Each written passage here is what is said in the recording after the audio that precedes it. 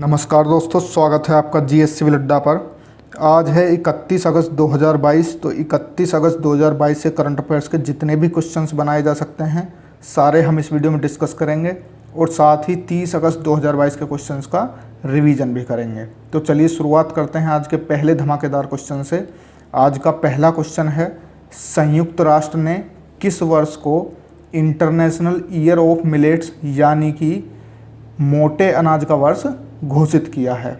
Options हैं, option A 2023, option B 2022, option C 2021, option D 2020। तो संयुक्त राष्ट्र ने 2023 को इंटरनेशनल ईयर ऑफ मिलेट्स यानी कि मोटे अनाज का वर्ष घोषित किया है। मोटे अनाज का मतलब होता है जैसे कि बाजरा, ज्वार या कोदी आदि। अब अन्य ऑप्शंस की बात करें तो 2022 को कुटीर एवं मत्स्य पालन का अंतर्राष्ट्रीय वर्ष घोषित किया गया था। 2021 को शांति एवं विकास हेतु अंतर्राष्ट्रीय वर्ष घोषित किया गया था। 2020 को पौधों के स्वास्थ्य हेतु अंतर्राष्ट्रीय वर्ष और नर्स व दाई का अंतर्राष्ट्रीय वर्ष घोषित किया गया था। ये बहुत ही इंपॉर्टेंट है, इनको आप लिख लेंगे। इसके अलावा 2019 का आपको बता दूं तो 2019 को स्वदेशी भाषाओं का अंतर्राष्ट्रीय वर्ष घोषित किया गया था और 2016 को दलहन का अंतर्राष्ट्रीय वर्ष घोषित किया गया था। तो ये सारे के सारे आप एक स्थान पर नोट कर लेंगे, एग्जाम में पूछे जाने की संभावना बनी रहती है। नेक्स्ट है, हाल ही में राष्ट्रीय लघु उद्योग दिवस कब मनाया गया है? ऑप्शंस हैं, ऑप्शन ए 30 अगस्त, ऑप्शन बी 29 अगस्त, ऑप्शन सी 7 अगस्त, ऑप्शन डी 1 अगस्त। तो 30 अगस्त को अंतर्राष्ट्रीय लघु उद्योग दिवस मनाया गया है। अब अन्य ऑप्शंस की बात करें तो हाल ही में 29 अगस्त को आपने पढ़ा था परमाणु परीक्षण के खिलाफ अंतर्राष्ट्रीय दिवस और भारत में राष्ट्रीय खेल दिवस 29 अगस्त को मनाया जाता है। 7 अगस्त की बात करें तो राष्ट्रीय हथकरघा दिवस मनाया जाता है। 1 अगस्त को मुस्लिम महिला अधिकार दिवस और वर्ल्ड लंग कैंसर डे 1 अगस्त को मनाया जाता है। नेक्स्ट क्वेश्चन है, निम्न में से कौन सा देश वोस्टॉक 2022 सैन्य अभ्यास का आयोजन करेगा? Option A America, option B चीन, ऑप्शन सी रूस, ऑप्शन डी भारत। तो वोस्टॉक 2022 का आयोजन रूस करेगा। इसका आयोजन कहाँ पर किया जाएगा? रूस में किया जाएगा। ये एक बहुसैन्य अभ्यास है, इसमें 50,000 से अधिक सैनिक भाग लेंगे। इसका आयोजन 1 से 7 सितंबर 2022 के बीच किया जाएगा और ये एक रक्षात्मक सैन्य अभ्यास है। अच्छा, रूस में कहाँ पर किया जाएगा? तो ये रूस में सुदूर पूर्व में, रूस के सुदूर पूर्व और जापान सागर के उत्तर व मध्य भाग में इसका आयोजन किया जाएगा। इसका मकसद क्या है? तो इसका मकसद है घनिष्ठतापूर्ण रक्षा संबंधों को प्रदर्शित करना। इसमें भाग लेने वाले देशों की बात करें तो इसमें मुख्य देश चीन है। इसके अलावा Bharat, Laos, Mongolia, Nicaragua, Syria व कई पूर्वी सोवियत देश इसमें भाग लेंगे। और मैंने आपको बताया कि चीन की सेनाओं का एक व्यापक अभ्यास है। तो इस क्वेश्चन से आपको इतनी जानकारी याद रखनी है।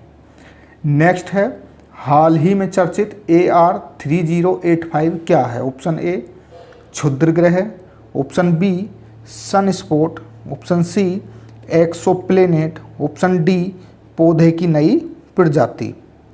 तो इसका ऑप्शन बी सही होगा, ये एक सन स्पॉट है। पिछले दिनों सूर्य की सतह पर एक विशाल सन स्पॉट का आकार 10 गुने से अधिक हो गया है तथा कई छोटे सौर ज्वालाओं के भी इससे उत्पन्न होने की घटना को बताया जा रहा है, इसलिए चर्चा में है। अच्छा, ये सन स्पॉट क्या होता है? तो सन स्पॉट जो होता है वो सूर्य के ऐसे क्षेत्र जहां चुंबक क्षेत्र इतना तीव्र हो कि कुछ गर्मी को सूर्य की सतह तक पहुंचने से रोक दिया जाए। वहाँ पर चुंबकीय क्षेत्र इतना तीव्र होता है कि जो सूर्य की कुछ गर्मी होती है उस तक को भी जाने से वहाँ से रोक दिया जाता था। तो वहाँ पर सन स्पॉट बन जाता है। नेक्स्ट है, T20 क्रिकेट में सबसे ज़्यादा रन बनाने वाले खिलाड़ी कौन बने हैं? Option A Martin Guptill, option B Rohit Sharma, option C Virat Kohli, option D Shikhar Dhawan. तो हाल ही में इंडियन कैप्टन रोहित शर्मा ऐसा कारनामा करने वाले खिलाड़ी बन गए हैं। ये T20 में सबसे ज़्यादा रन बनाने वाले खिलाड़ी बन गए हैं। इन्होंने कितने रन बना दिए हैं? तो इन्होंने 3499 रन बना दिए हैं और मार्टिन गुप्टिल का रिकॉर्ड तोड़ दिया है। मार्टिन गुप्टिल ने 3497 रन बनाए हैं। मार्टिन गुप्टिल का संबंध न्यूजीलैंड से है। ये अब दूसरे स्थान पर हो गए हैं। पहले स्थान पर रोहित शर्मा हैं और यदि बात तीसरे स्थान की करें तो भारत के पूर्व कप्तान विराट कोहली अब तीसरे स्थान पर पहुंच गए हैं। अच्छा, विराट कोहली से रिलेटेड एक और फैक्ट याद रखेंगे कि ये भारत की तरफ से T20 में 100 मैच खेलने वाले दूसरे बल्लेबाज बन गए हैं और साथ ही क्रिकेट के तीनों प्रारूप में यानी कि T20, वनडे और टेस्ट, इन तीनों में 100 मैच खेलने वाले पहले बल्लेबाज बन गए हैं। अच्छा, क्रिकेट की बात हो रही है तो BCCI की जानकारी आपको होनी चाहिए। BCCI का जो हेडक्वार्टर है वो वानखेड़े स्टेडियम मुंबई में है। BCCI की स्थापना 1928 में हुई थी और वर्तमान में इसके अध्यक्ष सौरव गांगुली हैं, उपाध्यक्ष राजीव शुक्ला हैं, सेक्रेटरी जय शाह हैं और जय शाह ACC के अध्यक्ष भी हैं, एशियन क्रिकेट काउंसिल के अध्यक्ष भी हैं जय शाह और BCCI के सेक्रेटरी हैं। और यदि CEO की बात करें, BCCI के CEO हेमंग अमीन हैं। तो इस क्वेश्चन से आपको इतनी जानकारी याद रखनी है।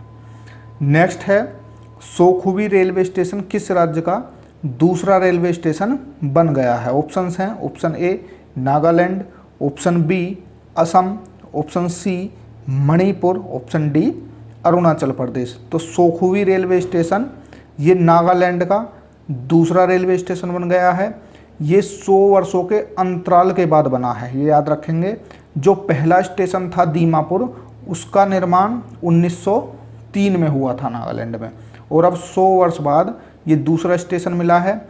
यह दीमापुर जबूजा रेलवे परियोजना का हिस्सा है। पहले स्टेशन का भी नाम याद रखेंगे, कब बना था? 1903 में दीमापुर में। अब नागालैंड की बात हो रही है तो नागालैंड की स्थापना 30 नवंबर 1963 को हुई थी। वर्तमान में मुख्यमंत्री श्री नेफ्यू रियो हैं, मुख्य न्यायाधीश रश्मिन M छाया हैं, राज्यपाल श्री जगदीश मुखी हैं, राजधानी कोहिमा है, पड़ोसी राज्य असम, अरुणाचल प्रदेश और मणिपुर हैं, पड़ोसी देश म्यांमार है, प्रमुख भाषाएं सैमा, गिलोथा, रेंगमा, असमी, खोनियाक, आओ, चाखेसांग हैं, जिले 12 हैं, राज्य के पुष्प फोडोडेंड्रोन हैं, राज्य के वृक्ष एल्डर है, राज्य के पक्षी द्रुकुल है, राज्य के पशु बादली तेंदुआ है, लोकसभा सीट 2 हैं, राज्यसभा सीट 1 है और विधानसभा सीट 60 हैं। नेक्स्ट है, नीति आयोग के द्वारा किस जिले को सर्वश्रेष्ठ आकांक्षी जिला घोषित किया गया है? Option A Haridwar, option B Dehradun, option C Lucknow, option D Prayagraj. तो हाल ही में नीति आयोग के द्वारा हरिद्वार को सर्वश्रेष्ठ आकांक्षी जिला घोषित किया गया। किस थीम में? तो आधारभूत अवसंरचना में इसे सर्वश्रेष्ठ आकांक्षी जिला घोषित किया गया है। और आप याद रखेंगे, जो भी आकांक्षी जिला घोषित किया जाता है उसको 10 करोड़ रुपए दिए जाने का प्रावधान है। अच्छा, इस रैंकिंग की शुरुआत कब हुई थी? तो नीति आयोग के द्वारा इस रैंकिंग की शुरुआत वर्ष 2018 में की गई थी। और नीति आयोग की बात हो रही तो एक करंट का क्वेश्चन आपको और रिकॉल करना है कि जम्मू कश्मीर में नीति आयोग ने 500 अटल टिकरिंग लैब स्थापित करने की घोषणा की है। याद रखेंगे कितनी अटल टिकरिंग लैब? तो 500 अटल टिकरिंग लैब जम्मू कश्मीर में नीति आयोग ने स्थापित करने की घोषणा की है। इसमें 50% जो योगदान रहेगा वो केंद्र सरकार का रहेगा और 50% राज्य सरकार का रहेगा, यानी कि जम्मू कश्मीर का रहेगा। अब बात नीति आयोग की हो रही है तो नीति आयोग की स्थापना 1 जनवरी 2015 में हुई थी। नीति आयोग के अध्यक्ष वर्तमान में नरेंद्र मोदी जी हैं। उपाध्यक्ष की बात करें तो सुमन के बेरी हैं और CEO की बात करें तो परमेश्वरन अय्यर हैं। नेक्स्ट क्वेश्चन है, हाल ही में किसने अपनी स्थापना के 25 वर्ष पूरे किए हैं? ऑप्शंस है NPPA, option B SEBI, option C NABARD, option D NPCI। तो आप पिक्चर देखकर समझ गए होंगे कि नेशनल फार्मास्यूटिकल प्राइसिंग अथॉरिटी यानी कि NPPA ने हाल ही में 25 वर्ष पूरे किए हैं। कब? 29 अगस्त 2022 को ये 25 वर्ष पूरे किए हैं। और रसायन एवं उर्वरक मंत्रालय द्वारा रजत जयंती समारोह का आयोजन नई दिल्ली के जनपथ स्थित डॉक्टर अंबेडकर अंतर्राष्ट्रीय केंद्र में किया गया है। तो ये मेन पॉइंट आप इसके याद रखेंगे। 25 वर्ष पूरे कब किए हैं? 29 अगस्त को किए हैं। इसकी फुल फॉर्म आप याद रखेंगे, नेशनल फार्मास्यूटिकल प्राइसिंग अथॉरिटी। इसके गठन की बात करें तो 29 अगस्त 1997 का इसका गठन हुआ था। इसके हिंदी के नाम की बात करें तो इसका हिंदी में नाम है राष्ट्रीय औषधि मूल्य निर्धारण प्राधिकरण और इसका हेडक्वार्टर नई दिल्ली में है। और इसकी रजत जयंती समारोह का आयोजन कहाँ पर किया गया है? तो नई दिल्ली में किया गया है। नई दिल्ली में किस स्थान पर? तो डॉक्टर अंबेडकर अंतर्राष्ट्रीय केंद्र में इसका समारोह का आयोजन किया गया है। और इस अवसर पर IPDMS 2.0 भी लॉन्च किया गया है। अब आप सोच रहे होंगे कि IPDMS 2.0 क्या है? तो ये integrated pharmaceutical database management system है जिसे CDAC के सहयोग से निर्मित किया गया है। और इस अवसर पर एक ऐप भी लॉन्च की गई है। उस ऐप का नाम है फार्मा सही दाम 2.0। क्या नाम है? फार्मा सही दाम 2.0 ऐप भी इस मौके पर लॉन्च की गई है। रजत जयंती समारोह में NPPA के रजत जयंती समारोह में इसकी भी लॉन्चिंग की गई है। किसकी? फार्मा सही दाम 2.0 ऐप की। पूछी जा सकती है इसलिए मैंने रिवाइज की है, कई बार याद रखेंगे। नेक्स्ट है, हाल ही में जूता और चमड़ा उत्पाद नीति 2022 लॉन्च करने वाला भारत का पहला राज्य कौन सा बना है? ऑप्शंस हैं, option A Rajasthan, option B Uttar Pradesh, option C Karnataka, option D Tamil Nadu. तो जूता और चमड़ा उत्पाद नीति 2022 को लॉन्च करने वाला पहला राज्य तमिलनाडु बन गया है। अच्छा, तमिलनाडु से रिलेटेड कुछ जो इम्पोर्टेंट करंट है वो मैं आपको बता दूं, जैसे कि अभी 5वां हाथी रिजर्व मिला है अगस्त मलाई में तमिलनाडु को। तमिलनाडु में मुख्यमंत्री नाश्ता योजना की शुभारंभ किया गया था। जिला जलवायु परिवर्तन मिशन तमिलनाडु में शुरू किया गया था। एनम एजूथम योजना तमिलनाडु में चलाई गई है।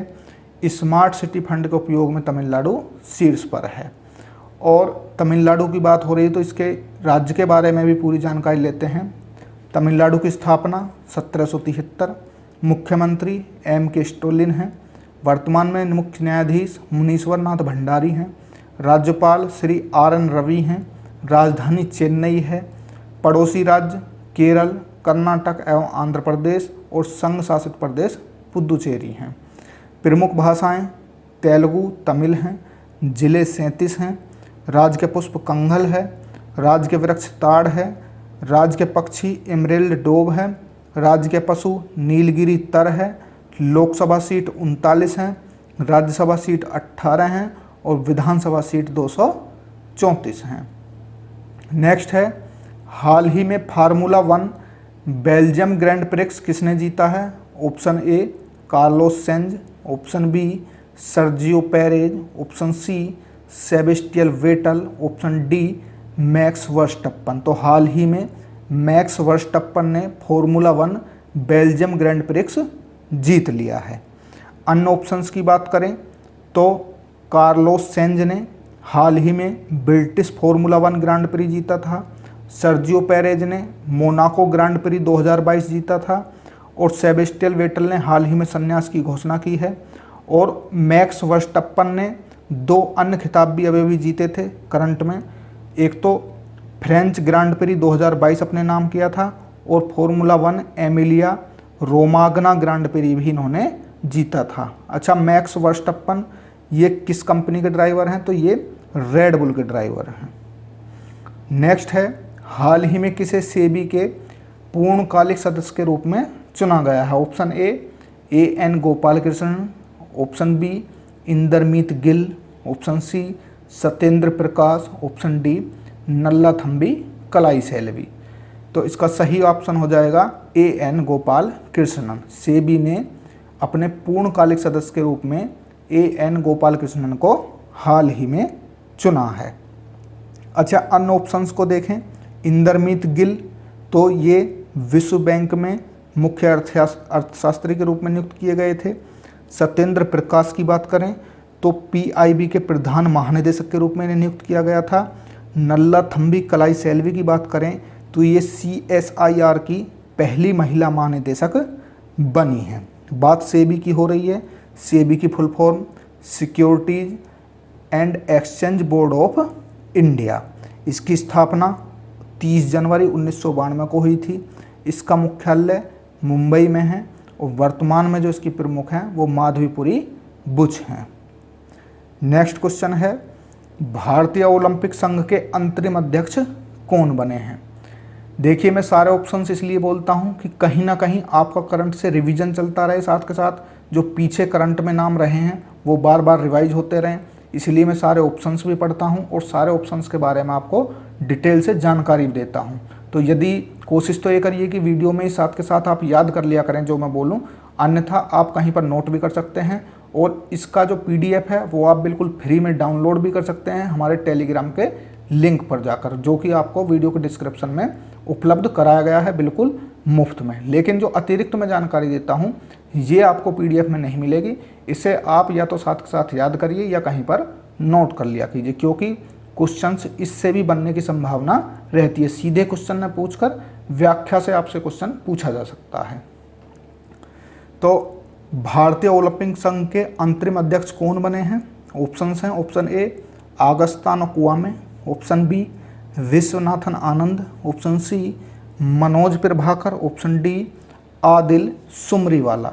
तो हाल ही में आदिल सुमरीवाला को भारतीय ओलंपिक संघ के अंतरिम अध्यक्ष के रूप में चुना गया है। इसके अध्यक्ष नरेंद्र बत्रा थे, लेकिन कुछ ही समय पहले मैंने आपको बताया था उन्होंने इस्तीफा दे दिया था। तो अंतरिम अध्यक्ष के रूप में आदिल सुमरीवाला को चुना गया है।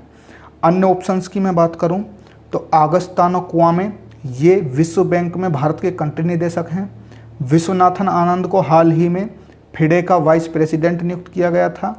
मनोज प्रभाकर की बात करें तो इन्हें नेपाल क्रिकेट टीम का मुख्य कोच बनाया गया है।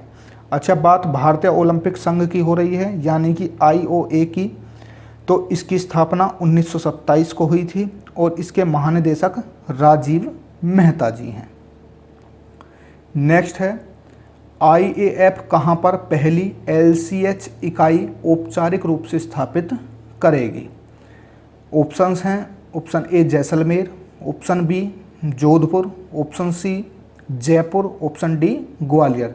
तो IAF यानी कि इंडियन एयरफोर्स पहली LCH का क्या मतलब होता है? ये हल्के लड़ाकू विमान। ठीक, ये क्या है? हल्के लड़ाकू विमान। तो इसकी जो औपचारिक स्थापना करी जा रही है वो जोधपुर में की जा रही है। जोधपुर कहाँ है? राजस्थान में है, आप भली भांति ही जानते होंगे। तो IAF यानी कि इंडियन एयरफोर्स अपने स्थापना दिवस के दिन यानी कि 8 अक्टूबर को, अक्टूबर के पहले सप्ताह में इस इकाई को स्थापित करेगा। सेना ने 95 LCH प्राप्त करने की योजना बनाई है, जो 7 इकाइयों में प्रत्येक में, जिसमें कि 10 हेलीकॉप्टर होंगे, को पहाड़ों में युद्धक भूमिका के लिए इनकी तैनाती की जाएगी। इससे रिलेटेड एक करंट मैं आपको और बता दूं कि मार्च 2022 में कैबिनेट कमेटी ऑन सिक्योरिटी ने 3,887 करोड़ की लागत से 15 LCH की खरीद को मंजूरी दी थी। इनमें से 10 वायुसेना और 5 सेना के लिए हैं। और इनकी एक खासियत भी है कि यह सेना का पहला समर्पित हेलीकॉप्टर है। ये जो LCH हेलीकॉप्टर है ये सेना का पहला समर्पित हेलीकॉप्टर है। अब बात भारतीय वायुसेना की हो रही है। तो भारतीय वायुसेना की स्थापना 8 अक्टूबर 1932 को हुई थी। इसका हेडक्वार्टर न्यू दिल्ली में है और वर्तमान में हमारे नौसेना अध्यक्ष कौन हैं? तो एयर मार्शल संजीव कुमार हमारे नौसेना अध्यक्ष हैं। इस क्वेश्चन से आपको इतनी जानकारी याद रखनी है। नेक्स्ट है, टाइबर नदी किस देश में बहती है? Option A America, option B Canada, option C Italy, option D Jordan. तो ये इटली की नदी है, इटली की काफ़ी बड़ी नदियों में से एक है। इसका अपने आप में बहुत ज़्यादा महत्व है। ये 70 वर्षों में, क्यों मैंने क्वेश्चन लिया है तो इसका कारण मैं आपको बता दूं, 70 वर्षों में इटली के सबसे भीषण सूखे ने टाइबर नदी पर एक प्राचीन पुल को उजागर कर दिया है। ये जो इसे नीरो ब्रिज कहते हैं, जो पुल उजागर हुआ है इसे कहते हैं नीरो ब्रिज। क्यों कहते हैं ये भी आपको पता चल जाएगा। नीरो ब्रिज के 2 पिलर गर्मियों में विक्टोरिया इमानुएल पुल के पास दिखाई देते हैं। कौन से पुल के पास? विक्टोरिया इमानुएल पुल के पास। ठीक, तो इसका जो निर्माण है वो पहली शताब्दी में रोमन सम्राट नीरो ने ही कराया था। किस लिए? अपने बगीचों तक पहुंचने के लिए वे इसका प्रयोग करते थे। तो ये आपको जानकारी याद रखनी है। नेक्स्ट है मालविनास मुद्दा यूके और किस देश से संबंधित है? Option A Argentina, option B Peru, option C Brazil, option D Bolivia. तो मालविनास मुद्दा ये यूके और अर्जेंटीना से रिलेटेड है। ये हाल ही में चर्चा में इसलिए है क्योंकि भारत ने इस मुद्दे की बहाली के लिए अर्जेंटीना को अपना समर्थन दोहराया है। ये जो मालविनास मुद्दा है, ये मालविनास युद्ध या दक्षिण अटलांटिक युद्ध से रिलेटेड मुद्दा है। और ये युद्ध क्यों हुआ था? तो ये युद्ध यूके और अर्जेंटीना में एक फोकलैंड द्वीप को लेकर हुआ था। किस द्वीप को? फोकलैंड द्वीप को लेकर मालविनास युद्ध, या जिसे दक्षिण अटलांटिक युद्ध भी कहा जाता है। ये युद्ध कब हुआ था? ये 1982 में हुआ था यूके और अर्जेंटीना के बीच। ठीक, और ये एक अघोषित युद्ध था, इसकी कोई घोषणा नहीं की गई थी। ये बहुत ही संक्षिप्त युद्ध था, लेकिन जब ही से इनमें तनातनी चली आ रही है। और ये क्यों है? फोकलैंड द्वीप का विवाद क्या है? तो 19वीं सदी में अर्जेंटीना इस पर अपना दावा करता था, अर्जेंटीना का कब्जा था, लेकिन 1833 में यूके ने इस पर कब्जा कर लिया था, तभी से विवाद बना हुआ है। नेक्स्ट है एएआई ने स्मार्ट और सतत विमान प्रौद्योगिकी सहयोग की सुविधा के लिए किस देश के साथ समझौता ज्ञापन पर हस्ताक्षर किए हैं? एएआई यानी कि airport authority of India. Options हैं यूके, यूएसए, स्वीडन, नॉर्वे। तो स्वीडन के साथ एएआई ने समझौता ज्ञापन पर हस्ताक्षर किए हैं। स्वीडन की भी एक एजेंसी है LFV एयर नेविगेशन सर्विसेज। कौन सी है? LFV एयर नेविगेशन सर्विसेज के लिए सुविधाओं के लिए, कैसी सुविधाओं के लिए? तो स्मार्ट और सतत विमान प्रौद्योगिकी पर सहयोग के लिए ये समझौता ज्ञापन पर हस्ताक्षर किए गए हैं।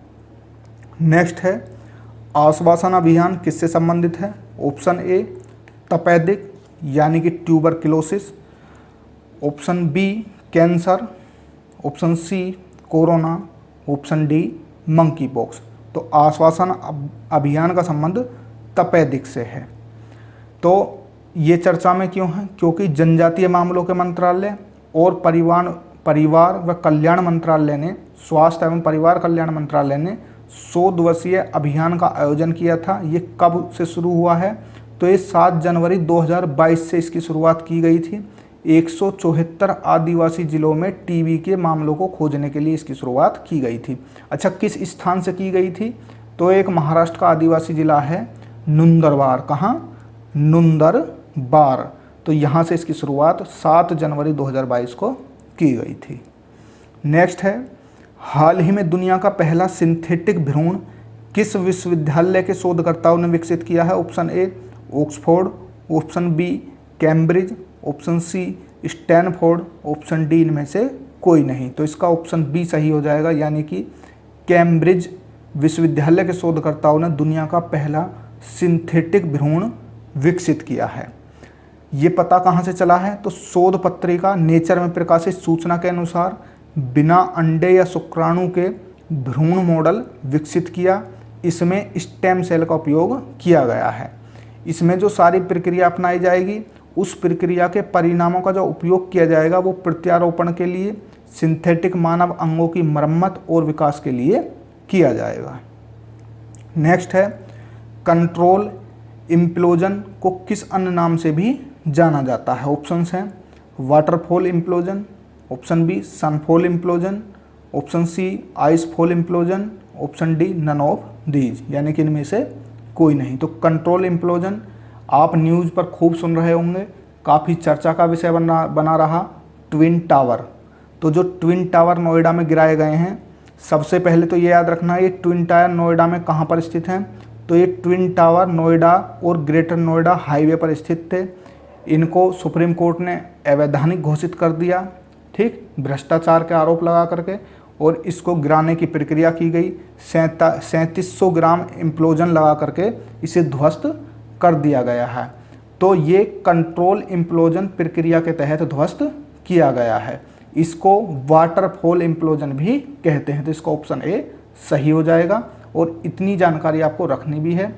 एक और महत्वपूर्ण तथ्य निकल के आ रहा है कि इसकी जो ऊंचाई थी वो लगभग 100 मीटर थी, जो कि कुतुब मीनार की भी ऊंचाई से अधिक है। नेक्स्ट है स्मार्ट इंडिया हैकथॉन 2022 की मेजबानी किस मंत्रालय ने की है? ऑप्शन ए शिक्षा मंत्रालय, ऑप्शन बी गृह मंत्रालय, ऑप्शन सी विदेश मंत्रालय, ऑप्शन डी रक्षा मंत्रालय। तो स्मार्ट इंडिया हैकथॉन 2022 की मेजबानी शिक्षा मंत्रालय के द्वारा की गई है। ये IIT रुड़की सहित देश भर में 75 केंद्रों पर इसका आयोजन का शुभारंभ किया गया है, और इसमें प्रतिभाग करने वाले विद्यार्थी 5 दिन तक विशेषज्ञों की निगरानी में हार्डवेयर चुनौतियों का समाधान विकसित करेंगे। आज का सेशन में ये 20 क्वेश्चन थे। अब बारी है कल के क्वेश्चंस के रिवीजन की, यानी कि 30 अगस्त 2022 के करंट अफेयर्स का रिवीजन। पहला क्वेश्चन था राष्ट्रीय खेल दिवस 2022 कब मनाया गया है? तो ये 29 अगस्त को मनाया गया है। PM नरेंद्र मोदी ने किस राज्य में स्मृति वन स्मारक का उद्घाटन किया है? तो ये गुजरात में किया है। हाल ही में कहाँ पर अमित शाह द्वारा NIA के कार्यालय का उद्घाटन किया गया है? तो ये नवा रायपुर छत्तीसगढ़ में किया गया है। निक्षय पोषण योजना किससे संबंधित है? तपेदिक TB से संबंधित है।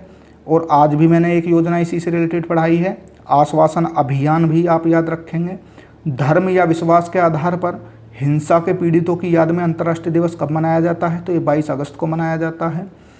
किस कंपनी ने 2046 तक शुद्ध शून्य कार्बन उत्सर्जन के लक्ष्य के लिए 2 लाख करोड़ रुपए खर्च करने की घोषणा की है? तो ये IOCL ने की है। अच्छा, भारत का लक्ष्य कब तक का है? तो भारत ने शुद्ध शून्य कार्बन उत्सर्जन का लक्ष्य 2070 तय किया है। हाल ही में किसे राष्ट्रमंडल संसदीय संघ सम्मेलन में कोषाध्यक्ष चुना गया है? तो अनुराग शर्मा को राष्ट्रमंडल संसदीय संघ सम्मेलन में कोषाध्यक्ष चुना गया है। किसने भारत की अमूर्त सांस्कृतिक विरासत को बढ़ावा देने और उसकी रक्षा के लिए यूनेस्को के साथ साझेदारी की है? तो ये रॉयल इनफील्ड, आप जानते होंगे, उसने की है। लिंथोई चनम्बम ने अंडर 18 विश्व जूडो कैडेट चैंपियनशिप में कौन सा मेडल जीता है? तो ये गोल्ड मेडल जीता है, और ये ऐसा करने वाली पहली एथलीट बनी है। नेक्स्ट है भारतीय सेना किस टैंक को शामिल करने की योजना बना रही है? तो जोरावर टैंक को। नेक्स्ट है भारत ने 1 वर्ष के बाद किस देश में अपना दूतावास खोल दिया है? तो हाल ही में अफगानिस्तान में खोला है। हाल ही में भारत में निर्मित सबसे बड़े तरल हाइड्रोजन टैंक को किस देश में भेजा गया है? तो ये दक्षिण कोरिया में भेजा गया है। अच्छा, दक्षिण कोरिया से रिलेटेड एक बहुत ही इंपॉर्टेंट फैक्ट अभी जो चर्चा में रहा था वो है कि इसने विश्व में सबसे कम प्रजनन दर दर्शाई है। कितनी? 0.81। नेक्स्ट है हाल ही में किस देश में बाढ़ से 33 मिलियन लोग प्रभावित हुए हैं? तो ये पाकिस्तान में हुए हैं। पाकिस्तान ने अभी हाल ही में भारत से मदद की गुहार भी लगाई है। हाल ही में गूगल ने किस देश में 1 लाख डेवलपर्स के लिए एक कार्यक्रम की घोषणा की है? तो ये भारत में की है। कृषि एवं प्रसंस्कृत खाद्य उत्पाद निर्यात विकास प्राधिकरण यानी कि एपिडा किस मंत्रालय के अंतर्गत आता है? तो ये वाणिज्य एवं उद्योग मंत्रालय के अंतर्गत आता है। हाल ही में किसने FTY क्रिप्टो कप जीता है? तो मैग्नस कार्लसन ने जीता है। हाल ही में केंद्र सरकार ने किस राज्य के फैमिली ID प्लान को मंजूरी दे दी है? तो ये उत्तर प्रदेश को दी है। ये 12 अंकों का एक फैमिली ID है जो कि सभी परिवारों को दी जाएगी सरकारी योजनाओं से जोड़ने के लिए। इसे आधार कार्ड से भी लिंक किया जाएगा। हाल ही में चर्चा में रहा हिफाजत-ए-इस्लाम समूह किस देश से संबंधित है? तो ये बांग्लादेश से संबंधित है। हाल ही में भारत और किस देश के बीच MSME के क्षेत्र में सहयोग के लिए संयुक्त समिति की 3री बैठक आयोजित की गई है? तो मॉरिशस। हाल ही में किस राज्य में वित्त मंत्री द्वारा मुख्यमंत्री सूक्ष्म वित्त योजना को शुरू किया गया है? तो ये नागालैंड में शुरुआत की गई है। तो यदि आपने वीडियो को अंत तक देखा है उसके लिए धन्यवाद। यदि चैनल को सब्सक्राइब नहीं किया है तो कृपया करके चैनल को सब्सक्राइब कर लीजिए, और जो भी सुझाव आपके हो सकते हैं उन्हें हमें दीजिए। बताइए क्या सुधार की आवश्यकता है, अन्य कौन से सब्जेक्ट को जल्दी तेज़ी से पढ़ाया जाए या कौन से को रोक दिया जाए। ये जानकारी आप कमेंट बॉक्स में ज़रूर दीजिए। नमस्कार, धन्यवाद, आपका दिन शुभ हो।